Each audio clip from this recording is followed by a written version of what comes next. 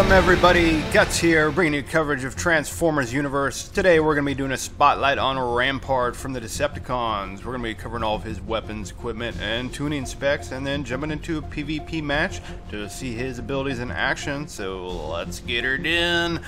First up here we have the infinite minigun, because it never fucking ends. It's infinite. This is a medium range overheat omni damage based weapon.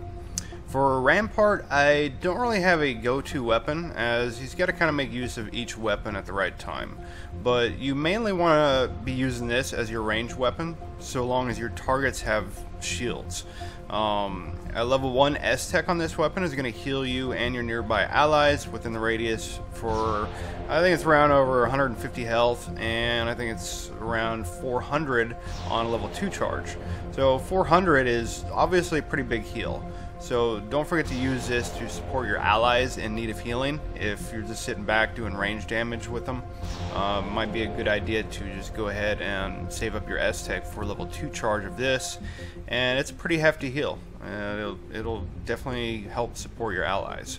I think Monsoon, the Autobot counterpart, has a bit better healing support features on his bot, and Rampart's not really made for that, but you can help out if someone needs a quick heal. You can definitely use it for that.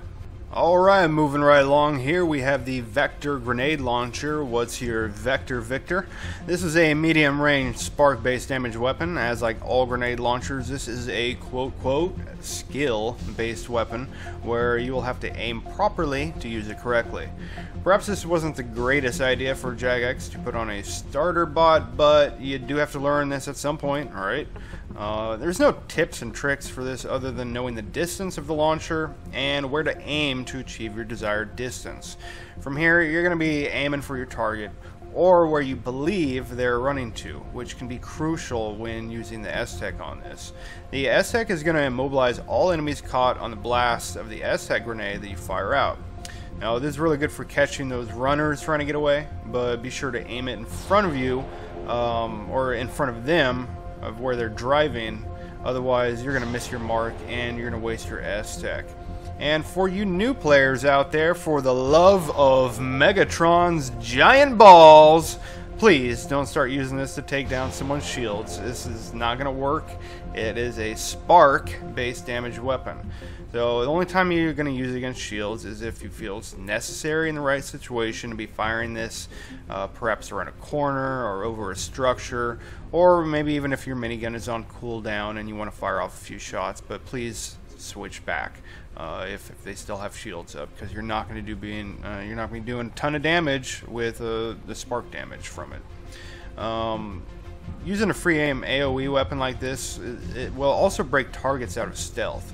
So if it hits them when they're stealth, like you can't find a swagger or a macro that disappeared, you can go ahead and use this and go batshit with this thing and start shooting at the ground and random locations, and you might get lucky and reveal their location.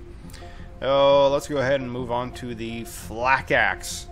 Alright, the Flak Axe, Flak. This is it right here, folks. This weapon is going to put any other AoE in the game to shame. The regular damage on the axe is pretty good, but the S-Tech at level 2 on it is insane. There's no point wasting a level 1 S-Tech with this, as it does pretty minimal damage. So you can hit up to 4 targets with this point blank AoE and can easily just disperse a whole group of people either down to spark, or you can kill, if they're already down to spark, you're probably going to kill all of them with just one swoop from it. Now this isn't always going to happen, as it's not that often you're going to come across a group that are all low on health and they're all bunched together like this. But nevertheless, running in and using this along with your damage boost will surely send them scattering if they aren't already dead. Alrighty, moving on to his equipment here. I'm going to do something a little bit different than I normally do here, because there's a certain way you want to use his equipment to be the most effective. So quickly here we have his number 4, which will increase his damage done by 60%. His number 5, which makes it so all damage he does is going to heal him for 157.9% of the damage done. And number 6 here, it's going to increase his movement speed by 70%. I highly recommend you save all of these for the right moment and pop them at the same time. So first, I like getting in the front of the fight with Rampart, firing my minigun, soaking up some damage, and building your S-Tag gauge up to level 2. Once you notice that you're being focused and taking damage, pop your number 6 to get you in melee range quickly and get your axe ready. Once you're in range, preferably of multiple targets, at least 2, you want to pop your number 4 and your number 5 at the same time. This is going to immensely increase your damage, which is also going to make you heal for a lot more from your number 5. So before they're activated, run in with your axe, fully charge it up, just get an extra big swing in. Once these are both activated, your number 4 and 5, let loose your regular swing and immediately use the S-Tac on your axe in the middle of the enemy team right after that, and you can watch them pretty much get destroyed, or you know, at least take them down to pretty low hit points, and in the process you're going to heal yourself up to full health. Yeah, I mean, if you're literally down to a couple hit points, I've seen this heal you up to full. Especially if there's 3 to 4 targets within the radius of the axe swing, you're definitely going to be healing to full, and you're going to be doing a crap load of damage. Now, there's certain situations where you may want to use each equipment separately, but again, I highly recommend trying to save them for the right moment. Maybe if you're not taking any kind of focus at all, you can definitely save your number 5. And don't use that for healing, because you might need that. If you find yourself with your number 5 down and you're getting low in health, you're really going to wish that you had that available to you to give yourself a big ass heal. And going to his subsystem here, allies that repair Rampart receive a hull buff, which reduces damage received by 12%. This can really help your healers out on your team by giving them a damage reduction, so I advise you to try to make sure there's a healer on your team to really benefit from this. I mean, Rampart can keep himself up alive, but there's still going to be times but he's going to need some backup healing, which is really going to help him out. And for the consumables, I used to use a consumable that increases your overall damage just for the extra burst, but then I started using the Energon Charger. After you have a level 2 S-Tech, you can use that for your big combo. Swing your axe a couple more times and then pop this consumable, and you're going to have another level 2 S-Tech charge available, which I have found to be possible to get this off in time before your number 4 and number 5 actually disappear. So you could actually do 2 of your big S-Tech swings with your axe while number 4 and 5 are still activated. So you could actually heal yourself up to full twice if you needed, and with, you know, huge ass 60% damage boost. It's a lot too. I've killed people from full health that way easily, groups of people, by popping one of these, and they'd be dead within seconds. So yeah, I really like this consumable since I started using it. And let's go ahead and move on to his vehicle form here. For his vehicle, we have the rockets, which do spark-based damage, so it's really good for chasing down opponents low on health. And his equipment allows him to reduce damage by 60% while it's active. So it's similar to Shell Shock's equipment, but Shell Shock's is actually 50%. So Rampart, it's a bit more effective. And it's always a great idea to use this when you're escaping, or if you want to make sure you're going to survive all the focus fire on you if you have a healer healing you. If you don't have a healer, then it's best to just use this when you're trying to escape. Otherwise, if you are taking a crap ton of focus, and say your number 4 and 5 are down, you don't have that available to heal you, I would go ahead and maybe just pop your vehicle equipment. If you got a healer nearby, and you just pop that and just sit there, maybe fire off some shots or whatnot. And I mean, everyone in their vehicle form already gets a damage reduction boost to him while in vehicle form, and this is going to make you pretty damn tanky while this is up. So popping that while you have a healer on you, it's really going to force them to switch targets and lay off the pressure off you. So that's really going to help your survivability a lot. Alright, I think it is time that we can go ahead and move on to his tuning and cores here. Let's go ahead and start off with his cores. I have the upgraded critical assaulter. So this is going to increase his damage output by 20% for 4 seconds after receiving a critical hit, which is going to help out on your burst damage with your axe, of course, and that's the main reason I like to get this. Destruction cooler. This is an absolute must on Rampart, since all of his equipment are really good, and if you get multiple kills with this wombo combo, you're going to immediately refresh your cooldowns on all of them with this. I have killed 2 people in a row while popping, you know, like my 4, 5, and 6, and I killed 2 people in a row, and instantly I have all my equipment back up, and I can do the same thing right over again, rinse and repeat. The damage refueler, this is also a must because you're guaranteed to be taking focus fire as you close distance on the enemy team, and you want to be absolutely sure that you're going to have enough S-Tech, your S-Tech bar, charge up to full before you reach them, so you can do that big axe swing. And the repair assaulter. This core was a little questionable for me because you're mainly only going to be getting this off if you're using your number 5 in conjunction with your minigun, since the heal will likely have a better chance of proccing off of all the small heals. Not to say that the 10% chance won't go off immediately after your big axe S-Tech or something, but if you're receiving heals from a healer, this can go off as well, which could be very quite often. In any case, it's a big boost to damage, so I felt this was necessary for Rampart. So you definitely want to focus on as much damage as possible for him, and a 25% increase on top of, you know, this one too, the 20%, and then the 60% from his equipment. His damage can get pretty damn insane. And then lastly, we have the damage reinforcer here. Before this, I was actually using the 33% healing boost core, but I was finding it to be not so good since I'm mainly using his healing equipment with his axe S-Tech, which already heals him up to full, and it was very situational using this thing. I'd rather have the increased damage reduction to provide him better survivability. So that's my choice of cores there. And as you can see, for his tuning, I have most of his points here into Omni damage. It's 30 points there, and the rest are all into resist. Bot speed is definitely not needed for him because you have your number 6, which is going to greatly increase your movement speed already. So I didn't feel I wanted to waste 5 points into that when I get to use that equipment fairly often. So yeah, you definitely want Omni damage for your minigun and your Flak axe. It's going to increase all your damage done with those.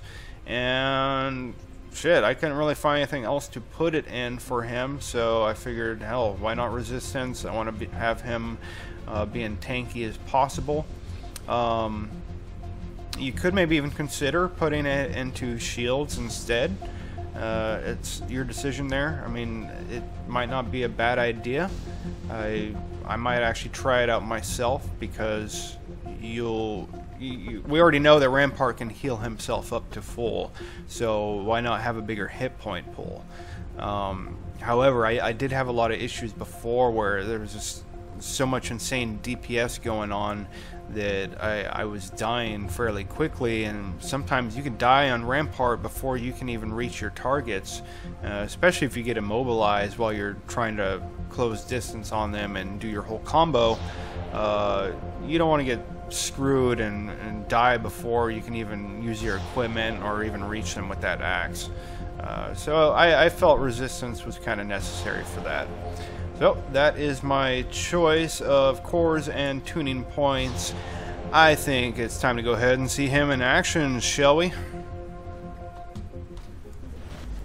Alright, we're jumping into a match here. Doesn't look like it's well matched, but welcome to Transformers Universe, where the matchmaking sucks.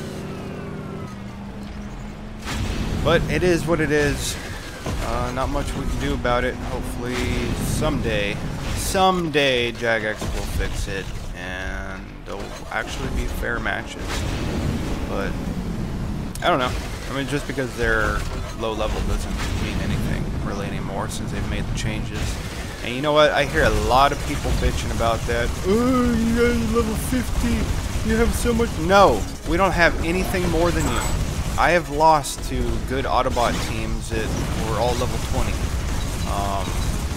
Like Blue Crank and Twigs, fellow clan members of mine. You know, they're good players, and you have to be a good player. It's just all it is to it is that people that are complaining about people being higher level having the advantage, they really don't, and they don't know what the hell they're talking about. They just suck. They're new to the game.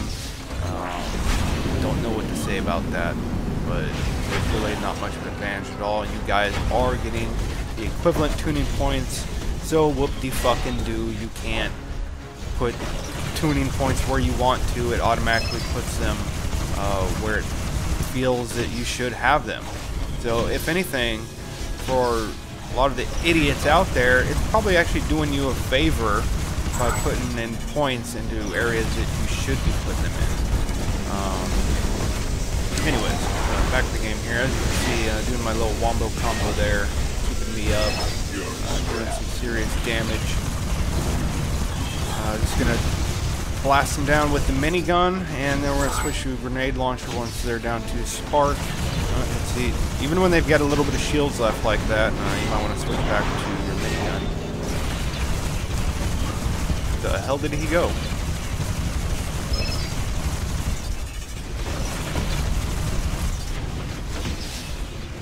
Alright, we're just going to we're gonna shrimp Scampy their fucking spawn point here.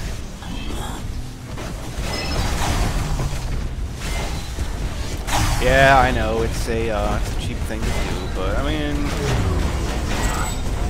not really. I mean, if you think about it, if you're camping their spawn point, they're actually at the advantage. They can sit up there and fire down at you. And they're going to be respawning to it. But unfortunately, just as you see here,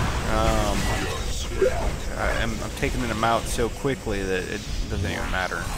And they're gonna be pouring out like fucking ants one by one. And it looks like one of them already left. Oh, look at that! I hit an invisible wall. Never seen that before. They have that issue on a lot of the maps. There's a lot of different spots where you run into an invisible wall, and it's incredibly frustrating to just lose all your momentum, especially when you're trying to chase someone. Yeah, well, they have a healer now. We're gonna switch to our axe there, pop the damage boost.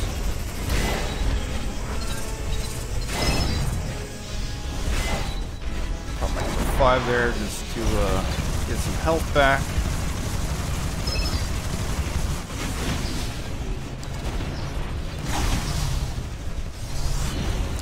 And see, I like to pop my number 6 too on its own sometimes, just to kind of chase people down like that.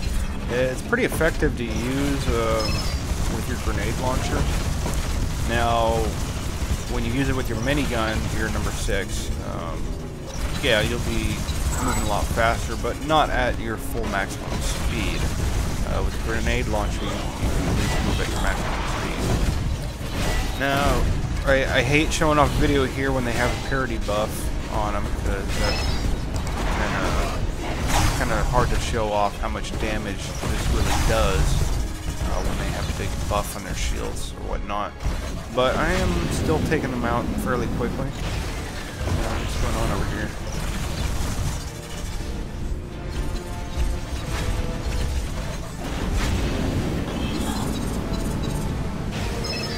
Holy shit, it's already 10 to 1.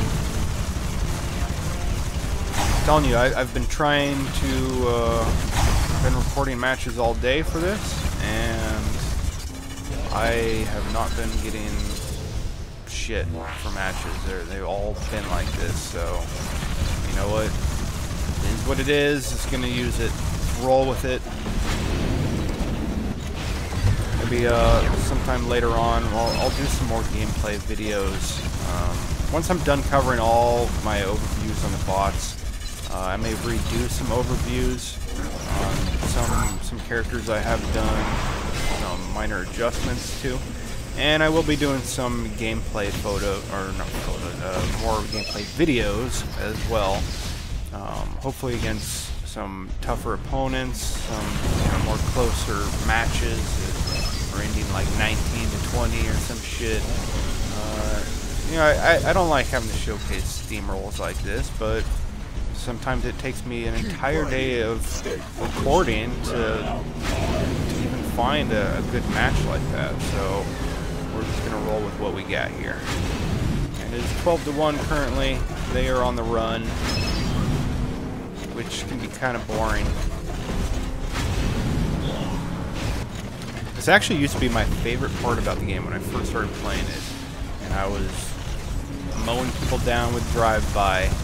He was my favorite bot for a while there until I finally bought a bot, which Mismatch was the first one I bought after using drive-by a bunch. I used to love to chase people down. It was the most fun part. But, you know, that was actually back in closed beta when you could actually tune your vehicle speed, and I fucking miss that. And for some reason they replaced that with focus, which is, in my opinion, the most useless stat in the game. It's just the increase on it fucking sucks. I loved it when you had vehicle speed. I don't understand why they took that out. I mean, not everyone's going to spec in it, and there'd be certain people that either want to, excel at chasing or, running away. If they want to throw points into that, then so be it. And I remember having full points into his vehicle speed on drive-by, and even Mismatch too when I first got him, and it was crazy. No one could escape me. Maybe they weren't specing in vehicle speed and whatnot, but yeah, I don't know why they got rid of that.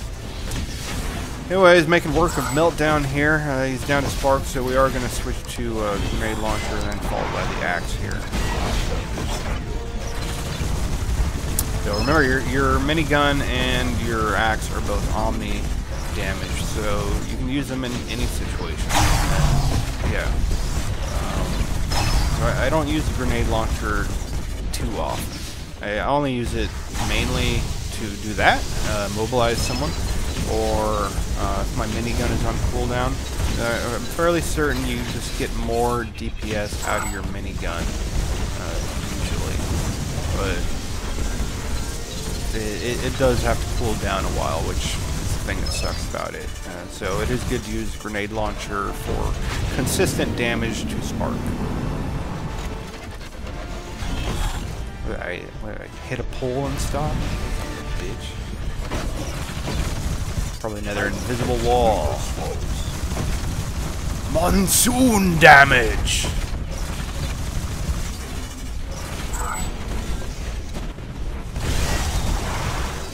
Alright, my equipment is disabled. That is a actually very smart counter. Oh, look at that. Look at that! Oh, he's still alive. Not for long.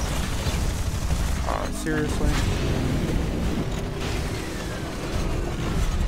So, what was I saying? What was I talking about?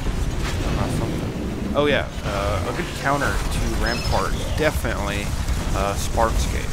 Yeah, you can make quick work with Sparkscape if you get up close to him and you do your combo on him, you're gonna jack him up.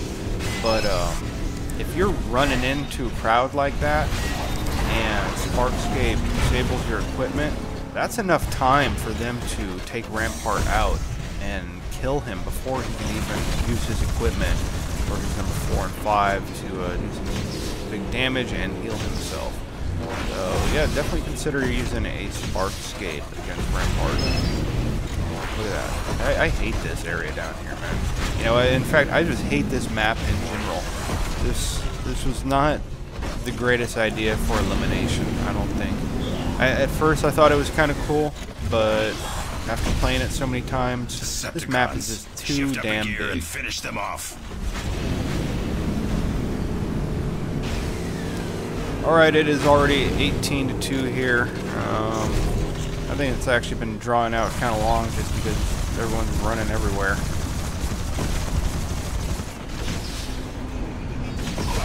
And one more kill to go. It's gonna be this macro right here. Oh, I'm gonna get away. Oh, it's gonna be the monsoon. Of course. Of course it's monsoon. Well, that's gonna do it for today's coverage, people. I hope you enjoyed the show here, and hope you definitely learned something about Rampart. Though, if you like the content, please like it, share it, subscribe. Don't forget to subscribe, or else I'll kill you. And stay tuned for more future coverage from me for Transformers Universe. And our next spotlight might be a certain Autobot with a flamethrower.